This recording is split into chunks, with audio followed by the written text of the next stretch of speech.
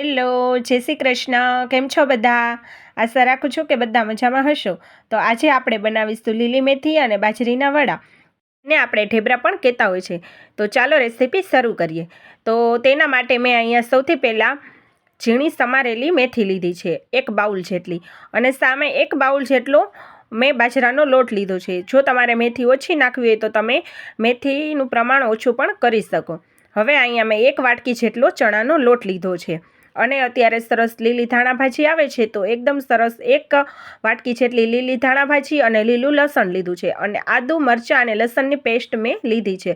હવે સાવ ઝીણી સમારેલી આપણે 1 વાટકી જેટલી ડુંગળી લેશું, અને 1-1.5 ચમચી જેટલા તલ લેશું, અને આપણે મસાલા કરી લેશું. સ્વાદ અનુસાર મીઠું, હળદર, ધાણા જીરું પાવડર અને લાલ મરચું નાખશું, અને થોડોક ગરમ મસાલો નાખશું, અને ચપટી હિંગ અને ચપટી જેટલો આપણે ખાવાનો સોડા નાખશું, જે આપણે ભજીયામાં નાખીએ છીએ તે. એ તમારે ન નાખવું હોય તો તમે એને સ્કીપ પણ કરી શકો.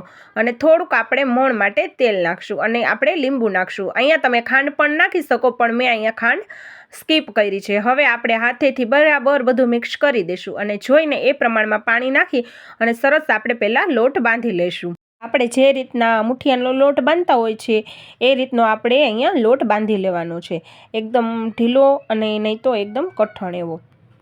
હવે આપણો લોટ સરસ બંધાઈ ગયો છે, તો હવે આપણે રોટલીના લુવા બનાવીને એ રીતના આપણે સરસ વડા બનાવી લઈશું આ રીતના. હવે અહીંયા એકદમ છે ને જાડા નથી રાખવાના લુવા, થોડાક પાતળા રાખશું ને એટલે અંદરથી કાચા ન રહે, અને બે તરફ આપણે થોડા થોડા તલ લગાવી લઈશું. હવે આ રીતની મેં બધા જ વડા તૈયાર કરી લીધા છે. હવે આપણે વડાને તળી લઈશું.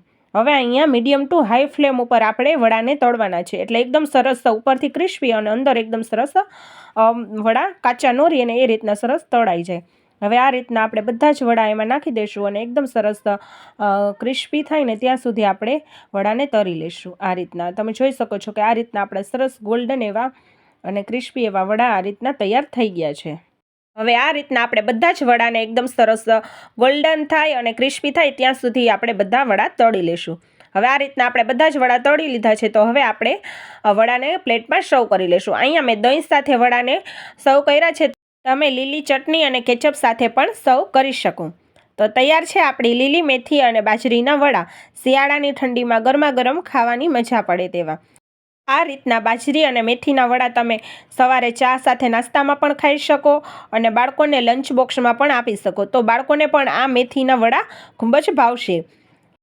તો આ શિયાળામાં મેથીની સિઝનમાં તમે પણ મારી આ રીતે મેથી અને બાજરીના વડા એકવાર જરૂરથી ટ્રાય કરજો. જો તમને મારા રેસીપીના વિડીયો ગમતા હોય તો વિડીયોને ફેમિલી અને ફ્રેન્ડ્સ સાથે શેર કરજો, અને વિડીયોને એક લાઇક અને ચેનલને સબસ્ક્રાઈબ જરૂરથી કરજો.